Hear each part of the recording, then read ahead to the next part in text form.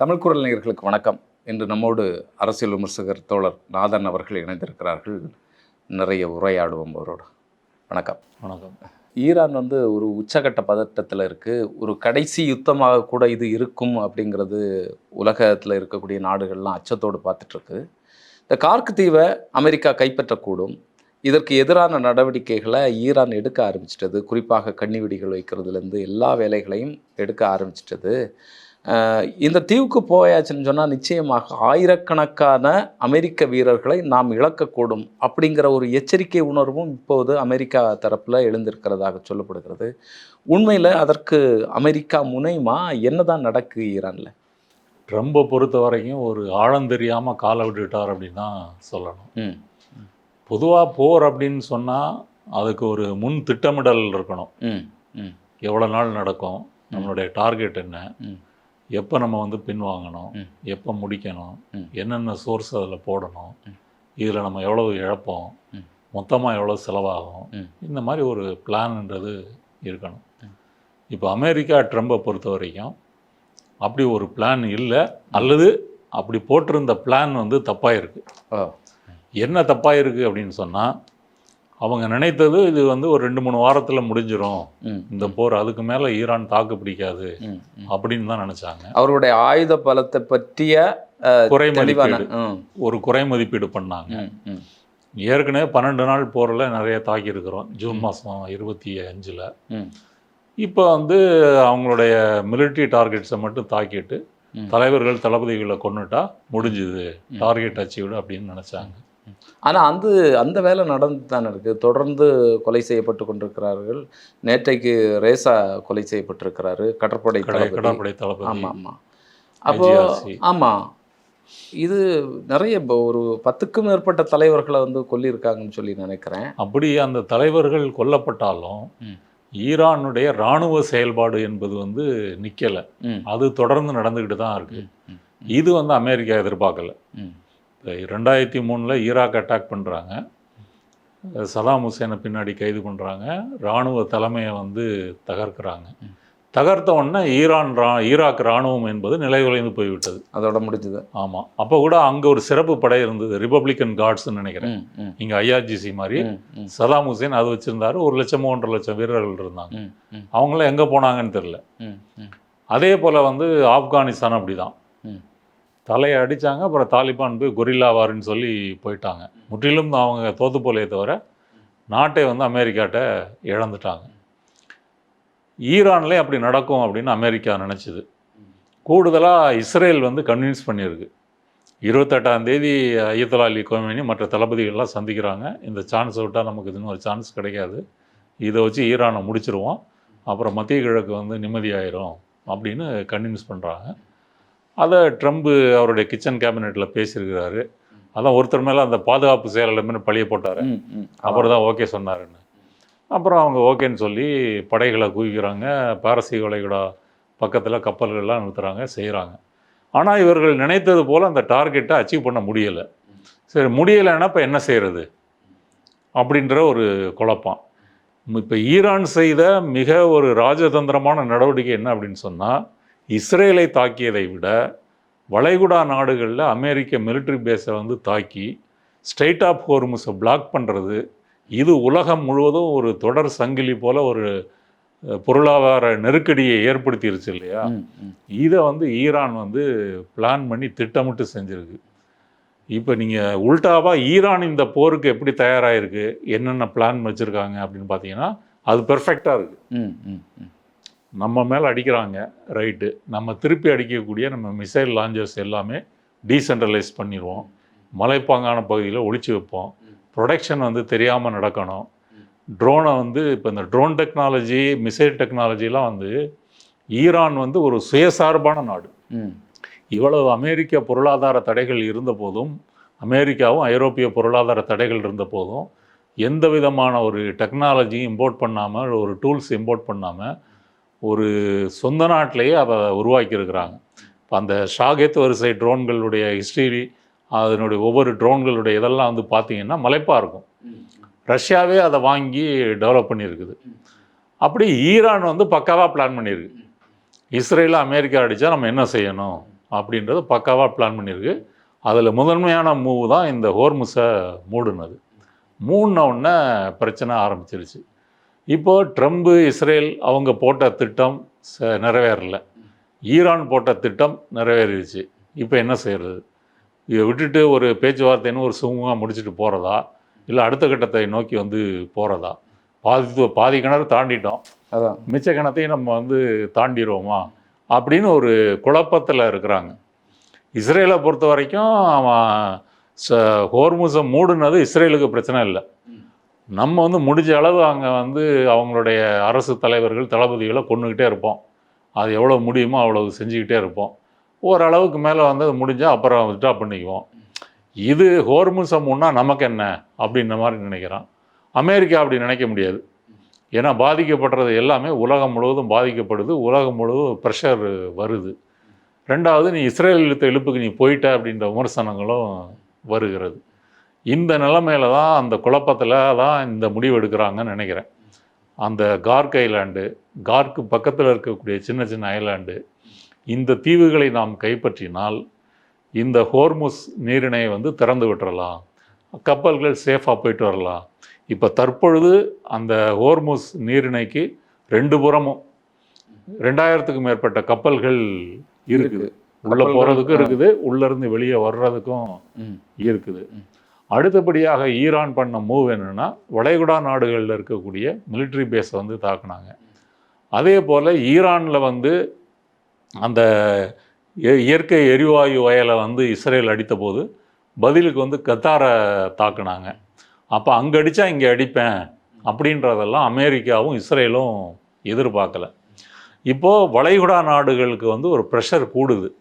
உன்னை நம்பித்தானையா நான் இடம் கொடுத்தேன், செலவு பண்ணுறேன், உன்னுடைய ஆர்மி, நேவி, ஏர்ஃபோர்ஸ் எல்லாத்துக்கும் வந்து நான் வந்து செலவு பண்ணுறேன். அப்படி இருக்கும்போது நீ எனக்கு பாதுகாப்பு கொடுத்தியா? நீ வந்து பிரச்சனையை வந்து அதிகப்படுத்தியிருக்கிற, முரண்பாடையும் மோதலையும் வந்து அதிகப்படுத்தியிருக்கிற அப்படின்ற மாதிரி அவங்களுக்கும் அமெரிக்காவுக்கும் ஒரு முரண்பாடு வந்துச்சு. ஏன்னா அவங்க தார்மீக ரீதியாக அவங்க வந்து திருப்பி தாக்க முடியலை, கொடுத்துருக்கிறது அமெரிக்காவுக்கு. அப்போ பக்கத்து நாட்டில் இருக்கக்கூடிய ஒரு முஸ்லீம் நாடு அந்த முஸ்லீம் மக்களை கொல்வதற்கு நம்மளே வந்து பயன்படுறோம். இப்போ இந்த விஷயத்தை இதுக்கு மேலே அவங்க எதிராக கொண்டு போனா அப்படின்னு சொன்னால், சொந்த நாட்டிலேயே கலகங்கள், எதிர்ப்புரட்சி அல்லது புரட்சிகள் கூட வருவதற்கு வாய்ப்பு இருக்குது. இல்லை, அவர்களுடைய இராணுவத்தை வந்து ஈரானை நோக்கி போரிடுவதற்கு தயார்படுத்தினா ஆமாம், உள்நாட்டிலே பிரச்சனை வந்து வரும்.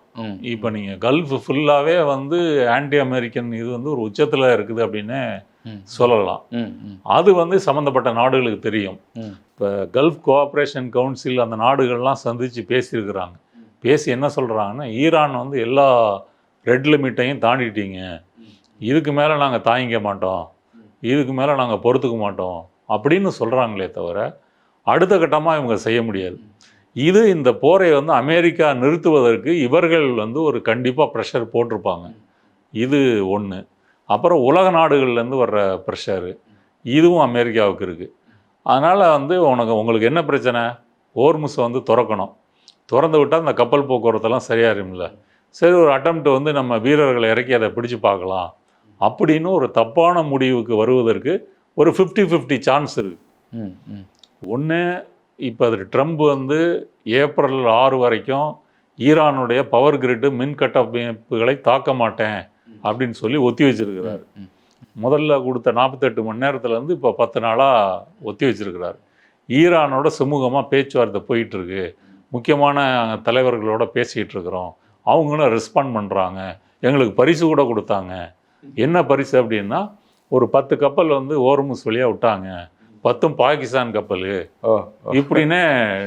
இது இது மூட்டையிலேருந்து பொய்யா அவுத்து விட்டுட்டு இருக்கிறோம். ஆமாம், இவ்வளோத்துக்கும் பாகிஸ்தான் கப்பலை நாங்கள் வந்து மறிக்க மாட்டோம்னு சொல்லி ஏற்கனவே ஈரான் அறிவிச்சிருக்கிறாங்க. ரஷ்யா, சைனா, பாகிஸ்தான் இந்த மாதிரி நாடுகள் கப்பல், சைனா, இந்த கப்பல்களெல்லாம் நாங்கள் வந்து விடுவோம் அப்படின்னு வந்து சொல்லியிருக்கிறாங்க. அதையும் ஒரு அளவாக தான் விடுறாங்க, எல்லாத்தையும் திறந்து விடுறது இல்லை. அப்புறம் ஈராக்கும் எங்களுடைய நட்பு நாடு தான், அந்த கப்பலையும் விடுவோம். இதை தவிர்த்து அமெரிக்கா நட்பு நாடுகளுக்கான கப்பலை விட மாட்டோம் அப்படின்னு சொல்லி. இந்த நாடுகளுக்கெல்லாம் இவங்க டோல் பிரிச்சுட்டு தான் விடுறாங்களா? ஆமாம், அப்படி வாங்கி இருக்கிறதாகவும் தகவல் இருக்கு. $2 மில்லியன் ஒரு கப்பலுக்கு அப்படின்னு சொல்லி வாங்கி இருக்கிற தகவலும் இருக்கு. அதனால் இது வந்து ட்ரம்ப் சொல்கிறாரு. ம். இப்போ ட்ரம்ப் சொல்கிறத வந்து ஈரான் என்டாஸ் பண்ணணும். ம். ஈரான் வந்து முதல்ல என்ன சொல்லுச்சு, நாங்கள் அஃபிஷியலாக எந்த பேச்சுவார்த்தையிலையும் நடக்கலை ம். அப்படின்னு சொல்லுது. இப்போ பாகிஸ்தானும் துருக்கி எகிப்து இந்த 3 நாடுகளும் ஒரு மத்தியஸ்தராக முயற்சி செய்கிறாங்க. பாகிஸ்தான் கூடுதலாக பண்ணுது. பாகிஸ்தான் இராணுவ தளபதி அவர் அந்த அசீம் முனீர் இருக்கார் இல்லையா, அவர் மூலமாக இது நடக்குது. சில நட்பு நாடுகள் அப்படி முயற்சி பண்ணுறாங்க. நாங்கள் நேரடியாக இன்னும் பேசலை. அடுத்தது அமெரிக்கா சொன்ன அந்த 15 பாயிண்ட் ப்ரோக்ராமை நாங்கள் ஏற்றுக்க மாட்டோம், இது வந்து அன்ஃபேராக இருக்குது, இது இந்த அளவுக்கு ஈரான் வந்து மறுத்துருக்கு. இப்போ நம்ம ஆப்ரேஷன் சிந்தூர் சமயத்தில் நான் தான் போராட நிறுத்தினேன் அப்படின்னு ட்ரம்ப் சொன்னார். ஆமாம் ஆமாம். அப்படி ட்ரம்ப் சொன்னதை என்னைக்காவது மோடி மறுத்துருக்கிறாரா? மறுக்கலை. ஆனால் ஈரான் வந்து மறுக்குது. அப்படின்னா நம்ம ஈரான் தரப்பை தான் நம்ம வந்து எடுத்துக்க முடியும். அமெரிக்காவை பொறுத்த வரைக்கும் எப்படியாவது ஈரானை வந்து ஒரு வழிக்கு வந்து கொண்டு வந்துடணும், அப்படி இல்லைன்னா வந்து நாங்கள் தாக்குதலை அதிகப்படுத்துவோம், அதுதான் அந்த பவர் கிரிட்டெல்லாம் தாக்க போகிறோம் அப்படின்னு சொன்னது. அப்படி ஒரு மிரட்டல் விடுத்தா ஈரான் பணின்னு சொல்கிறாங்க. ஆனால் ஈரான் அதுக்கு பணியலை. ஈரான் என்ன சொல்லுது, நீ எங்கள் நாட்டில் சுப்ரீம் லீடர் தளபதிகள்லாம் வந்து கொண்டிருக்கிற, இந்த மாதிரி மக்களை வந்து கிட்டத்தட்ட இப்போ 2000 தொடப்போகுது. ஈரானில் மட்டும் கொல்லப்பட்ட மக்கள். இங்கே பெய்ரூட் லெபனானில் வந்து 1000 தாண்டி. 1000க்கு மேலே. இதற்கு நீ வந்து காம்பன்சேஷன் கொடுக்கணும் ஒன்று. ரெண்டாவது, உன்னுடைய மிலிட்ரி பேஸ் எல்லாம் வளைகுடாவிலேருந்து எடுக்கணும். அடுத்தபடியாக எங்களை தாக்கக்கூடாது, திரும்ப தாக்கக்கூடாது என்பதற்கு உலக நாடுகள் உத்தரவாதம் கொடுக்கணும். அடுத்தது எங்கள் மேலே பொருளாதார தடையை எடுக்கணும். எடுக்கலை அப்படின்னு சொன்னால் ஹோர்முஸில் நான் வந்து டோல்கேட் போடுவேன், வர்றதுக்கும் போகிறதுக்கும் கப்பல்கள் வந்து சுங்க வரி கட்டி ஆகணும். இந்த மாதிரி டிமாண்டை வந்து ஈரான் வைக்குது. இந்த அரபிய நாடுகள்கிட்டேருந்து ஒரு அழுத்தம் இருக்கிறதா சொல்லப்படுகிறது. குறிப்பாக வந்து சவுதி அரேபியா, நீங்கள் வந்து தாக்குங்க, பின்வாங்காதீங்க, தாக்கி வந்து அங்கே ஒரு ஆட்சி மாற்றத்தை ஏற்படுத்துங்க அப்படிங்கிறத சவுதி அரேபியாவினுடைய பட்டத்து இளவரசர் பேசியிருக்கிறார் 2 நாளைக்கு முன்னால். இப்படி ஒரு அழுத்தம் இவர்களுக்குள்ளால் ஒரு ரகசிய திட்டம் ஒருவேளை இருக்கா? இப்போ ஜிசிசி நாடுகள்கிட்ட ஒரு ரகசிய திட்டம் என்ன இருக்கா? இதை வெளிப்படையாகவே சவுதி அரேபியா பேசியிருக்கு. மற்ற நாடுகள் இதில் என்ன மாதிரியான நிலைப்பாடு? அப்படியே இருந்தாலும் சவுதி அரேபியா போய் சண்டை போட போகுது. சவுதி அரேபியாவே தன்னை தற்காத்து கொள்வதற்கு அமெரிக்க படைகளையும் அமெரிக்காவினுடைய ஏர் டிஃபென்ஸ் சிஸ்டத்தையும் தான் நம்பி இருக்குது. இவங்க ஒன்றும் வீரர்கள் அனுப்பிலாம் போகிறதில்ல. ஒரு உதாரணத்துக்கு சொல்லதா இருந்தால், ஏமனில் இருக்கக்கூடிய ஹூத்திஸ் கிளர்ச்சியாளர்கள் இருக்காங்க இல்லையா, இவர்களை ஒடுக்குவதற்கு சவுதி, யுஏஇ இப்படி வந்து கூட்டுப்படைகள்லாம் வந்து விமானத்தில் போய் குண்டு போட்டு ரொம்ப நாள் நடந்துச்சு. ஆனால் ஹூத்தி கிளர்ச்சியாளர்களை ஒழிக்க முடியலையே. அப்படி சவுதி அரேபியாவினுடைய இராணுவத்துக்கோ யுஏஇ இராணுவத்துக்கோ அப்படிலாம் ஒரு பெரிய ட்ராக் ரெக்கார்டு இல்லை. ஒரு நேரடியாக சண்டை போட்டு ஜெயித்தோம் அப்படின்ற மாதிரி இல்லை. அவர்கள் தங்களுடைய எண்ணெய் பணத்தை வைத்துக்கொண்டு அமெரிக்காவிலிருந்து ஆயுதங்களை வாங்கி குவிக்கிறார்கள். அது விமானங்களாக இருந்தாலும் சரி, மற்ற தளவாடங்களாக இருந்தாலும் சரி, எல்லாம் அமெரிக்காட்ட இருந்தால் வாங்குகிறாங்க. இந்த போர் முடிஞ்ச பிறகு இன்னும் அவங்க நிறைய வாங்குவாங்க. அதனால் அமெரிக்கா தான் சண்டை போடணும். அடுத்தது, அமெரிக்காவுக்கு நேட்டோ நாடுகளோ நட்பு நாடுகளோ யாரும் வருவதற்கு தயாராக இல்லை. அதையும் ட்ரம்ப் சொல்லியிருக்காரு, கோழைகள் நீங்கள்லாம் அப்படின்னு சொல்லி வசைபாடியிருக்காரு. அதனால் இப்போ மற்ற மிலிட்ரி பேஸ்லேருந்து 5000 10,000 சொல்லி கப்பலில் இந்த மரைன்ஸ் வீரர்களை கொண்டு வராங்க. கொண்டு வந்து ஒரு ஃபைனல் அட்டம்ப்டாக இந்த கார்க் ஐலாண்டில் வந்து இறக்கி அதை மட்டும் நம்ம பிடித்து கொண்டு ஹோர்முஸை வந்து திறந்து விட்டுட்டா இந்த பிரச்சனையை முடிச்சிடலாமா அப்படின்னு அமெரிக்கா வந்து ஒரு 50% யோசிக்குது, அதனுடைய சாதகம் அப்படின்ற முறையில். இல்லை, ஒரு தடுமாற்றம் இருக்குது. தடுமாற்றம் அதான் 50%ன்ற. இன்னொரு 50% அப்படி போனால் நமக்கு எவ்வளோ இழப்புகள் இருக்கும், எவ்வளோ நாளில் அதை நம்ம செய்ய முடியும். ஒரு கால் ஈரான் வந்து கொரில்லா வார்ஃபேரில் நம்மளோட சண்டை போடுது. ரெண்டாவது, அந்த இடத்தை பற்றி அவர்களுக்கு தெரியும்.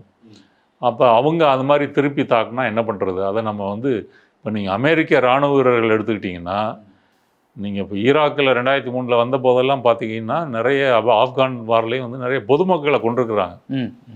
தூரத்துலேருந்து ஒரு ஆப்கானியரோ ஈராக்கியரோ வந்தார் அப்படின்னாலே இவன் தீவிரவாதி அப்படின்னு நினச்சிருவான். என்ன உடனே அவங்க வந்து அவங்க மொழியில் வந்து கையை தூக்கிட்டு ஏதாவது சத்தம் போட்டால் எடுத்து சுட்டுருவான். ஆமாம், இப்படி தான் அவர்களுக்கு பயிற்சி கொடுக்கப்பட்டிருக்குது. என்ன ஏதுன்னு இல்லை, ஒரு சவுண்டு கையை தூக்கிட்டானாலே அவன் எதிரி சுட்டு கொண்டுரு, மொழி தெரியாது. ஆமாம், இப்படி தான் அவங்களுக்கு பயிற்சி. அதாவது உன்னை பாதுகாத்துக் கொள்வதற்காக ஒரு அப்பாவியை கொண்டா பிரச்சனை இல்லை. யாரை வேணாலும் கொல்லு. ஆமாம், இப்படி தான் அவங்க. இதில் தான் அமெரிக்க இராணுவத்துக்கு வந்து கடும் எதிர்ப்பு வந்து எங்கே போனாலும், அது வியட்நாமாக இருந்தாலும் சரி, ஈராக்காக இருந்தாலும் சரி, ஆப்கானிஸ்தான்லேயும் அந்த எதிர்ப்பு வருகிறது. அப்படி ஒரு எதிர்ப்பு வந்துருச்சுன்னு வச்சுக்கோங்க, என்ன செய்ய முடியும்? அதனால் அமெரிக்கா வந்து தயக்கத்தோடு தான் அதை வந்து யோசிக்குது. அப்போ தான் மட்டும் இந்த விஷப்பரீட்சையில் எப்படி இறங்க முடியும்? இஸ்ரேலும் வராது. இஸ்ரேல்கிட்டையும் வந்து நீங்கள் வீரர்கள் எண்ணிக்கை வந்து குறைவு தான். இப்போதைக்கு அவங்க லெபனானில் வந்து தரைப்படை அனுப்பியிருக்கிறாங்க. அந்த அந்த நதிக்கு தெற்கு புறம் உள்ள பகுதிகளை வந்து ஒரு பஃபர் சோனாக மாற்றுவோம் அப்படின்னு சொல்லி அங்கே அனுப்பியிருக்கிறாங்க. நாட்டில் இருக்கக்கூடிய ரிசர்வ் படை இருக்காங்க இல்லையா, ட்ரைனிங் ஆகி வந்து நார்மல் லைஃப்பில் இருக்கிறவங்க, அவங்களையெல்லாம் திரும்ப சர்வீஸில் வர சொல்லியிருக்காங்க. அதனால் இஸ்ரேல் வந்து இந்த லேண்ட் ஆக்குபேஷனுக்கு வந்து அனுப்புறது சிரமம், வாய்ப்பில்லை. அப்போ அமெரிக்கா வந்து முட்டாள்தனமாக இதை செய்யுமா? அப்போ எல்லாத்தையும் கூட்டி கழித்து பார்த்தா செய்வதற்கான வாய்ப்பு என்பது வந்து குறைவு தான். அதிகப்படியான இராணுவ வீரர்கள் வேணும், கண்டிப்பாக இழப்பு இருக்கும், அவங்களுக்கு நிறைய பேர் இறந்து போவாங்க. அதனால் இந்த பேச்சுவார்த்தையின் மூலமாக ஏதாவது ஒரு 5க்கு 2 பழுது இல்லை அப்படின்ற முறையில் இதை முடிக்க முடியுமா அப்படின்னு அமெரிக்கா வந்து நினைக்குது. இதனுடைய தொடர் விளைவு என்னென்னா, இப்போ ஹோர்முஸை மூடுனது மட்டும் பிரச்சனை இல்லை, வளைகுடாவில் இருக்கக்கூடிய எண்ணெய் வயல்களோ எரிவாயு வயல்களோ அந்த கட்டுமானங்கள், சுத்திகரிப்பு ஆலைகள், ரிஃபைனரிஸ் எல்லாமே தாக்கப்பட்டிருக்குது. இந்த உற்பத்தியை சரி செய்யணும்னா பல மாதங்களில் ஆரம்பித்து சில ஆண்டுகள் வரைக்கும் ஆகும் அப்படின்னு சொல்கிறாங்க. ஒன்று இந்த யுத்தம் முடிஞ்சாதான் இந்த வேலையை ஆரம்பிக்க முடியும். அதனால் இதை சரி செய்கிறது பிரச்சனை. இப்போ இந்த வளைகுடாவினுடைய இந்த எண்ணெய் எரிவாயு பிரச்சனையுடைய சுமையை வந்து யார் சுமக்கிறாங்கன்னா, ஏழை நாடுகளுடைய மக்கள் தான் அதை வந்து சுமக்கிறாங்க இல்லையா? அவங்க தான் இப்போ அதிகமாக பெட்ரோல் டீசலுக்கு காசு கொடுக்குறாங்க, சமையல் எரிவாயுக்கு அவங்க தான் காசு கொடுக்குறாங்க, இல்லைன்னா மாற்று வழிகளை நோக்கி போகிறாங்க. அவங்களுடைய மொபைலிட்டி வந்து இன்றைக்கி வந்து சுருங்கி போயிருக்கு. இப்படி ஒரு சங்கிலி தொடர் விளைவுகள் வந்து ஏற்பட்டிருக்குது. அதனால் அமெரிக்கா வந்து இந்த பேச்சுவார்த்தையை வந்து ஈரானை விட அமெரிக்கா விரும்புவதற்கு காரணம், நம்ம நினச்சது நடக்கலை, இதை முடிச்சுட்டு வந்துடுவோம். இப்போ அமெரிக்கா போடுற கண்டிஷன்லாம் இருக்குல்ல, நீங்கள் அணு ஆயுதம் தயாரிக்கக்கூடாது, அது ஏற்கனவே ஈரான் வந்து அதற்கு ஒத்துக்கிட்டு தான் ஜெனீவாவில் பேச்சுவார்த்தை நடந்தது. பைடன் காலத்துலேருந்தே, ஒபாமா காலத்துலேருந்தே அந்த பேச்சுவார்த்தை நடக்குது. அதில் ஈரான் தரப்பில் எந்த தப்பு சொல்ல முடியாது. சொல்லப்போனால் அந்த இறந்து போன அயத்துல்லா அலி கொமேனி என்ன சொல்லியிருக்காரு, இது இஸ்லாத்துக்கு விரோதமானது, அதனால் நாங்கள் ஒரு காலம் நாங்கள் வந்து அணுகுண்டுகள் தயாரிக்க மாட்டோம். இல்லை, அணுகுண்டு சொல்கிறாங்க, ஆனால் வந்து இது யுரேனியத்தை செறிவூட்டி கொண்டிருக்கிறாங்க, முற்றிலுமாக நீங்கள் வந்து செறிவூட்டக்கூடாது அப்படிங்கிறத அழுத்தம் திருத்தமாக அமெரிக்கா தொடர்ந்து வலியுறுத்திட்டு இருக்கிறாங்க. அது சொல்கிறாங்க. அல்ல, ஈரான் முன்னாடி பேசின பேச்சுவார்த்தைகளையும் சரி, ஒபாமா காலத்தில் பேசினதும் சரி, அவங்களுடைய அணு ஆலைகளை வந்து இந்த சர்வதேச அணுசக்தி முகமை இருக்கு இல்லையா, அந்த அதிகாரிகள் வந்து பார்க்கலாம், சோதிக்கலாம் அப்படின்ற அளவுக்கு அனுமதிச்சிருந்தாங்க. அவங்க நேரில் எல்லாம் வந்து பார்த்துட்டு போயிருந்தாங்க. ஸோ இவ்வளவு தூரம் இறங்கி வந்த ஈரானை நீங்கள் வந்து அப்போவே ஒரு உடன்படிக்கை போட்டு அதை விட்டுருந்தா இவ்வளோ ஒரு பெரிய பிரச்சனை வந்திருக்காது. இப்போ அயத்துல்லா அலி காமேனி இறந்து போயிட்டார். இப்போ இருக்கக்கூடிய தலைவர்கள், முடிவெடுக்கக்கூடிய தலைவர்கள், நம்ம ஏற்கனவே பேசுகிற மாதிரி ஒரு டீசென்ட்ரலைஸ்டு இதுதான். இப்போ வந்து ஒரு தீவிரமான பிரிவினர் அந்த செறிவூட்டப்பட்ட யுரேனியத்தை வந்து முற்றிலும் முடிச்சு அணு ஆயுதங்கள் தயாரிக்கலாமா அப்படின்னு கூட யோசிக்கலாம். ஏன்னா இவங்க தாக்குதல், இஸ்ரேல் அமெரிக்காவினுடைய தாக்குதல் அதை நோக்கி இவர்களை வந்து தள்ளுது அப்படின்னு சொல்லலாம். அதனால் அதில் எந்த பிரிவு முடிவெடுக்க போகுது, என்ன முடிவெடுக்க போகிறாங்க அப்படின்னு தெரியல. அப்படி அந்த முடிவை நோக்கி உந்தி தள்ளுகிறது அமெரிக்கா. இல்லை, இந்த சூழ்நிலைகள் தான் அதுக்கு ஏற்ற மாதிரி ஆமாம் நடக்குது. நீங்கள் இவ்வளோ பேரை கொண்டிருக்கிறீங்க, ஒரு இறையாண்மை பெற்ற ஒரு நாட்டினுடைய தலைவர்களையும் தளபதிகளையும் நேராக போய் வந்து கொன்று, இப்போ ட்ரம்பையும் நெதன்யாகுவையும் அமெரிக்க தளபதிகளையும் இஸ்ரேலிய தளபதிகள் அமைச்சர்களையும் கொன்னா மற்ற நாடுகள் ஒத்துக்குவாங்களா? இப்போ ஈரான் கொல்லுதுன்னு வச்சுக்கோங்க, ஒத்துக்குவாங்களா? எப்படி நீ ஒரு நாட்டினுடைய தலைவரை ட்ரம்பை போய் வந்து கொல்லலாம்? இப்போ உல்டாவா யோசிச்சு பாருங்க. அமெரிக்காவில் பொதுமக்களை கொன்று, ட்ரம்பையும் கொன்று, துணை அதிபர் ஜேடி வான்ஸ், சிஏ டைரக்டர் எல்லாம் வரிசையாக போட்டு தள்ளிட்டோன்னு வச்சுக்க, இஸ்ரேல்லையும் வரிசையாக அப்படி போட்டு தள்ளிட்டோன்னு அதை ஒத்துக்குவாங்களா? அப்போ அதெல்லாம் போர்க்குற்றம் அப்படின்னு சொல்லுவாங்க. அப்போ உனக்கு வந்தால் ரத்தம், மற்றவங்களுக்கு வந்தால் தக்காளி சட்னி அப்படின்னு தான் இருக்குது. ஐரோப்பிய நாடுகள் கூட இராணுவத்தை அனுப்பலை, ட்ரம்ப் ஆதரிக்கலையே தவிர இந்த தாக்குதலை அவர்கள் கண்டிக்கவில்லை. ஸ்பெயின் மட்டும்தான் கண்டிச்சிருக்கு. அப்போ இந்த ஒரு போலித்தனம் இருக்கு இல்லையா? அப்போ நீங்கள் ஈரானை வந்து ஒரு எக்ஸ்ட்ரீமான முடிவை நோக்கி நீங்கள் வந்து கொண்டு போகிறீங்க.